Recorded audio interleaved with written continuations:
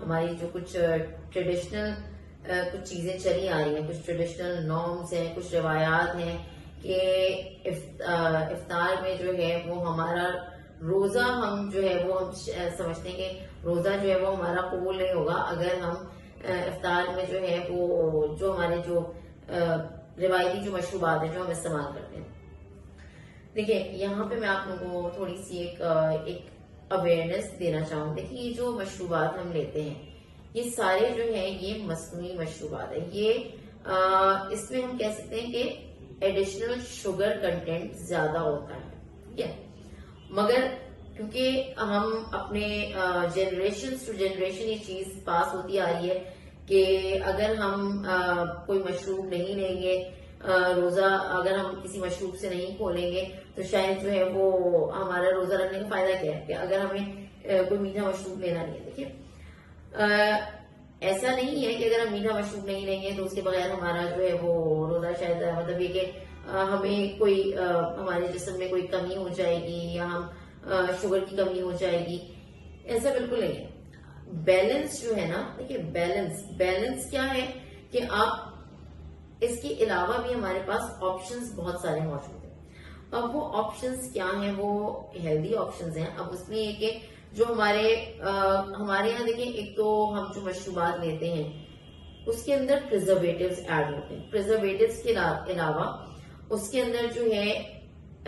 Additional sugar add होती है। वो शुगर सिर्फ शुगर की फॉर्म में नहीं होती, अगर हम उसके लेबल्स में पढ़ें वो शुगर जिन फॉर्म्स में सॉर्बिटॉल की फॉर्म में है और डिफरेंट फॉर्म में अगर हम लेबल पढ़ें तो इस डिटेल में तो हम नहीं जा रहे, बट ये कि जो हम कहते हैं कि इनके अंदर एडिशनल शुगर मौजूद होती है।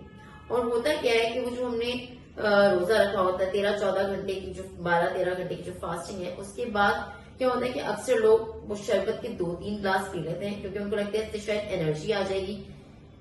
एनर्जी तो क्या ही आती है, उससे क्या होता है कि वो इतने मतलब उसके बाद उनको जो है वो ड्राउजीनेस या थकन सी महसूस होती है, सुस्ती महसूस करते हैं और वो नींद आने लग जाती है। उसमें होता क्या है कि जब हम देखिए फास्टिंग जब हम रोजा खोलते हैं तो हम एकदम से जब 2 ग्लास आप शुगर लेंगे किसी भी मशरूब के और उसके अंदर शक्कर भी डली हुई है, तो आप सोचेंगे जो हमारा जो ब्लड शुगर लेवल है वो एकदम स्पाइक करते हैं। मतलब जो शुगर लेवल्स एकदम हाई होते हैं। ये मैं सिर्फ डायबिटिक पेशेंट की बात नहीं कर रही, नॉर्मल लोग जिनको शुगर नहीं भी है। तो इसलिए शुगर का जो इस्तेमाल है ना, मतलब वो एकदम से जो है वो उनको शुगर लेवल जो है वो स्पाइक करते हैं, बढ़ते हैं, जिसकी वजह से जो है वो उनको ऊनूदगी महसूस होती है, वो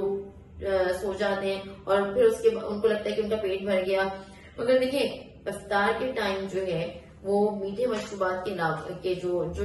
हमारे रिवायती जो मशरूबात जो हम देखते आ रहे हैं साल से हमारे दस्तरखान पे मौजूद होते हैं, उसमें आप हेल्दी ऑप्शन है जैसे लस्सी का इस्तेमाल कर सकते हैं। जो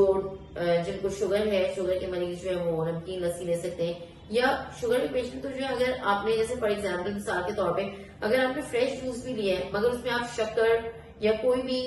मसनूई मिठास ना डालें तो वो भी आपके लिए जो है वो बेहतरीन है। अब उसमें ये कि जैसे स्ट्रॉबेरी है, स्ट्रॉबेरी आप पानी के साथ ले सकते हैं, या अगर बच्चे हैं तो आप उनको स्ट्रॉबेरी शेक दे सकते हैं, खजूर का शेक दे सकते हैं। उसके अंदर जो है वो आप शुगर के बजाय जो है वो आप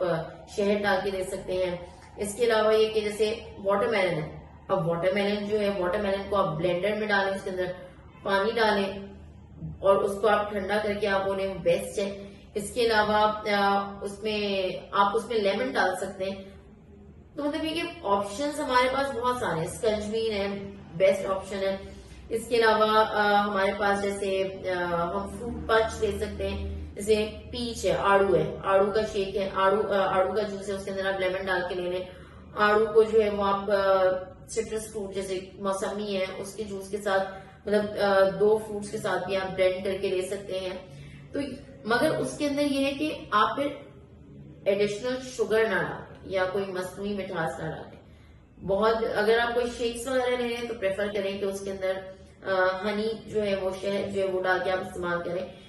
क्योंकि एकदम बेहतर तो ये है और सुन्नत भी है कि आप जब अपना इफ्तार जो है वो एक खजूर के साथ लें और आप जैसे उसके बाद जो है वो आपने 2-3 मिनट का जो है वो वक्फा दे दिया, फिर उसके बाद जो है जो भी मशरूब आप लेना चाह रहे हैं, क्योंकि गर्मी भी है तो इस चीज को देखते हुए कि आप घर के बने हुए, क्योंकि वो आपको पता है कि विदाउट प्रिजर्वेटिव्स हैं, विदाउट एडेड शुगर है, क्योंकि ये जो एडेड शुगर भी जो है ना रमजान में फिर क्या होता है कि हम कहते हैं कि रमजान के बाद जो है लोगों का वजन बढ़ गया। अब कहाँ तो आपने 8-9 महीने जो है वो शुगर जूसेस वगैरह जो हम इतना ज्यादा इस्तेमाल नहीं करते, रमजान में फिर ये होता है कि एकदम से इन जूसेस की जो मसनूई जो मिठास वाले जो मशरूबात है उनकी जो कंजम्पशन है ना वो हमारे यहाँ बढ़ जाती है। और उसके बाद क्या होता है कि अक्सर लोग जो है वो वजन बढ़ जाता है, या ये कि जो डायबिटिक पेशेंट्स हैं उनकी ब्लड शुगर लेवल्स जो है वो कंट्रोल में नहीं रहती है। तो रमजान जो है ना एक ऐसा महीना है कि जिसमें हमारे तमाम आजा की जो है वो एक तरह से क्लेंजिंग या डिटॉक्सिफिकेशन हो रही होती है। जैसे जिगर है, लिवर है,